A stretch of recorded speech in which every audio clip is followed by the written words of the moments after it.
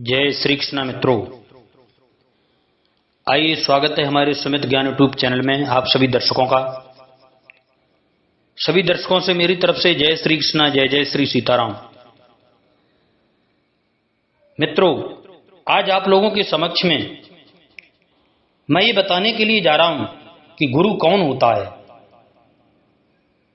गुरु का मतलब क्या होता है। कुछ विद्वान कहते हैं गु माने अंधकार और रू माने प्रकाश, यानी गु माने अज्ञान और रू माने ज्ञान। जो हमें अज्ञान से और ज्ञान की ओर ले जाए वही गुरु होता है। किसी विषय में हमें जिससे ज्ञान रूपी प्रकाश मिले, हमारा अज्ञान अंधकार दूर हो, उस विषय में वह हमारा गुरु है। जैसे हम किसी से मार्ग पूछते हैं और वह हमें मार्ग बताता है, तो मार्ग बताने वाला हमारा गुरु हो गया। हम चाहे गुरु माने या ना माने, उससे संबंध जोड़ने की जरूरत नहीं है। विवाह के समय ब्राह्मण कन्या का संबंध करके साथ करा देता है, तो उनका उम्र भर के लिए पति पत्नी का संबंध जुड़ जाता है। भाई स्त्री पतिव्रता हो जाती है, फिर उनको कभी उस ब्राह्मण की याद नहीं आती, और उसको याद करने का विधान भी शास्त्रों में कहीं नहीं आता। ऐसे ही गुरु हमारा संबंध भगवान के साथ जोड़ देता है। ऐसे ही हमारा संबंध भगवान के साथ गुरु जोड़ देता है, तो गुरु का काम हो गया। तात्पर्य है कि गुरु का काम मनुष्य को भगवान के सम्मुख करना है, मनुष्य को अपने सम्मुख करना, अपने साथ संबंध जोड़ना गुरु का काम नहीं है। इसी तरह हमारा काम भी भगवान के साथ संबंध जोड़ना है, गुरु के साथ नहीं। जैसे संसार में कोई माँ है, कोई बाप है, कोई भतीजा है, कोई भौजाई है, कोई स्त्री है, कोई पुत्र है, ऐसे ही अगर एक गुरु के साथ और संबंध जुड़ गया तो इससे क्या लाभ। पहले अनेक बंधन थे ही, अब एक बंधन और हो गया। भगवान के साथ तो हमारा संबंध सदा से और स्वतः स्वाभाविक है, क्योंकि हम भगवान के सनातन अंश हैं। ममे मानसो जीव लोके जीव भूता सनातना, अंश जीव अविनाशी। गुरु उस भूले हुए संबंध की याद कराता है, कोई नया संबंध नहीं जोड़ता। मैं प्रिया यह पूछा करता हूं कि पहले बेटा होता है कि बाप। इसका उत्तर प्रिया यही मिलता है कि बाप पहले होता है, परंतु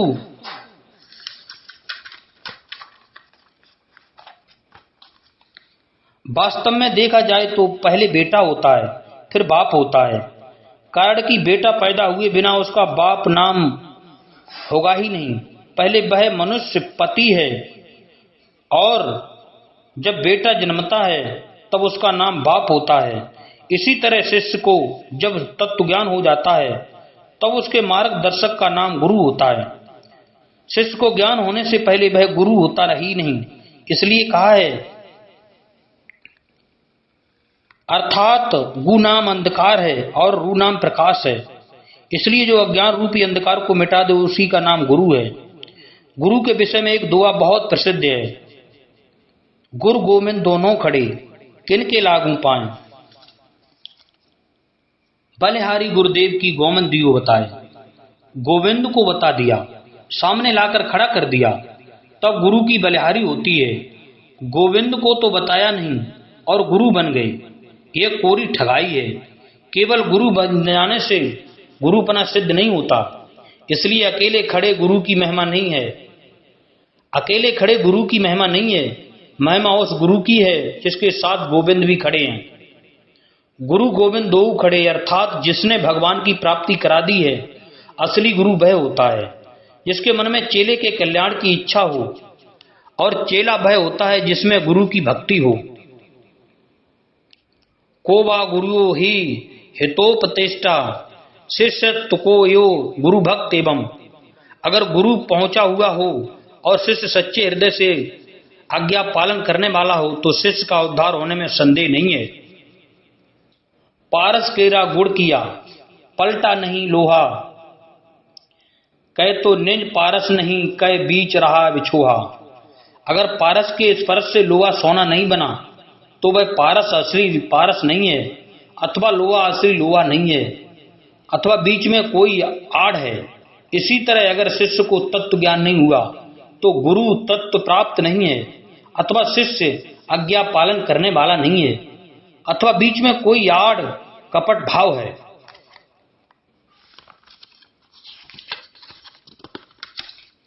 मित्रों, वास्तविक गुरु वह होता है जिसमें केवल चेले के कल्याण की चिंता होती है, जिसके हृदय में हमारे कल्याण की चिंता ही नहीं है। वह हमारा गुरु कैसे हुआ? जो हृदय से हमारा कल्याण चाहता है वही हमारा वास्तविक गुरु है, चाहे हम उसको गुरु माने या ना माने, और वह गुरु बने या ना बने, उससे ये इच्छा नहीं की जाए, उसमें ये इच्छा नहीं होती कि मैं गुरु बन जाऊं, दूसरे मेरे को गुरु मान लें, मेरे चेले बन जाएं। जिसके मन में धन की इच्छा होती है वह धनदास होता है। ऐसे ही जिसके मन में चेले की इच्छा होती है वह चेला दास होता है। जिसके मन में गुरु बनने की इच्छा है वह दूसरे का कल्याण नहीं कर सकता। जो चेले से रुपए चाहता है वह गुरु नहीं होता, प्रत्यक्ष पोता चेला होता है। कारण कि चेले के पास रुपए हैं तो उसका चेला हुआ रुपया, और रुपए का चेला हुआ गुरु, तो वह गुरु वास्तव में पोता चेला ही होता है। विचार करें, जो आपसे कुछ भी चाहता है वह क्या आपका गुरु हो सकता है? नहीं हो सकता। जो आपसे कुछ भी धन चाहता है, मान बढ़ाई चाहता है, आदर चाहता है, वह आपका चेला होता है, गुरु नहीं होता। गुरु नहीं होता। सच्चे महात्मा को दुनिया की गरज नहीं होती, प्रत्युत दुनिया को ही उसकी गरज होती है। जिसको किसी की गरज नहीं होती वही वास्तविक गुरु होता है। कबीर जोगी जगत गुरु तजय जगत की आस, जो जग की आशा करे तो जगत गुरु भय दास। जो सच्चे संत महात्मा होते हैं उनको गुरु बनने का शौक नहीं होता, प्रत्युत दुनिया के उद्धार का शौक होता है। उनमें दुनिया के उद्धार की स्वाभाविक सच्ची लगन होती है। मैं भी अच्छे संत महात्माओं की खोज में रहा हूं, और मेरे को अच्छे संत महात्मा मिले भी हैं, परंतु उन्होंने कभी ऐसा नहीं कहा कि तुम चेला बन जाओ तो कल्याण हो जाएगा। जिनको गुरु बनाने का शौक है वही ऐसा प्रचार करते हैं कि गुरु बनना बहुत जरूरी है, बिना गुरु के मुक्ति नहीं होती आदि आदि। कोई वर्तमान मनुष्य ही गुरु होना चाहिए, ऐसा कोई विधान नहीं है। श्री सुखदेव जी महाराज हजारों वर्ष पहले हुए थे, पर उन्होंने चरणदास जी महाराज को दीक्षा दी। सच्चे शिष्य को गुरु अपने आप दीक्षा देता है। कारण कि चेला सच्चा होता है तो उसके लिए गुरु को ढूंढने की आवश्यकता नहीं होती, प्रत्युत गुरु अपने आप मिलता है। सच्ची लगन वाले को सच्चा महात्मा मिल जाता है। जह के जह पर सत्य स्नेहु, सोते हैं मिले न कछु संदेहु। लोग तो गुरु को ढूंढते हैं, पर जो असली गुरु होते हैं वे शिष्य को ढूंढते हैं। उनके भीतर विशेष दया होती है। जैसे संसार में माँ का दर्जा सबसे ऊंचा है, माँ सबसे पहला गुरु है। बच्चा माँ से ही जन्म लेता है, माँ का ही दूध पीता है, माँ की ही गोदी में खेलता है, माँ से ही पलता है। माँ के बिना बच्चा पैदा हो ही नहीं सकता, रह ही नहीं सकता, पल भी नहीं सकता। माँ तो वर्षों तक बच्चे के बिना रही है, बच्चे के बिना माँ को कोई बाधा नहीं लगी। इतना होते हुए भी माँ का स्वभाव है कि वह आप तो भूखी रह जाएगी पर बच्चे को भूखा नहीं रहने देगी। वह खुद कष्ट उठाकर भी बच्चे का पालन करती है। ऐसे ही सच्चे गुरु होते हैं। वे जिसको शिष्य रूप से स्वीकार कर लेते हैं उसका उद्धार कर देते हैं। उनमें शिष्य का उद्धार करने की सामर्थ्य होती है। ऐसी बातें मेरी देखी हुई हैं। एक संत थे, वे दूसरे को शिष्य न मानकर मित्र ही मानते थे। उनके एक मित्र को कोई भयंकर बीमारी हो गई तो वह घबरा गया। दवाइयों से वह ठीक नहीं हुआ। उन संत ने उनसे कहा कि तुम अपनी बीमारी मेरे को दे दो। वह बोला कि अपनी बीमारी आपको कैसे दे दूं?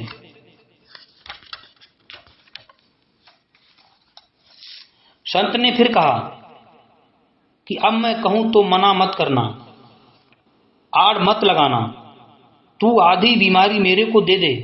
उनके मित्र ने स्वीकार कर लिया तो उन संत ने उसकी आधी बीमारी अपने पर ले ली। फिर बिना दवा किए उसकी पूरी बीमारी मिट गई। इस प्रकार जो समर्थ होते हैं वे गुरु बन सकते हैं, परंतु इतने समर्थ होने पर भी उन्होंने उम्र भर किसी को चेला नहीं बनाया। गुरु बनाने पर उसकी महिमा बताते हैं कि गुरु गोविंद बढ़कर हैं। गुरु बनाने पर उसकी महिमा बताते हैं कि गुरु गोविंद से बढ़कर हैं।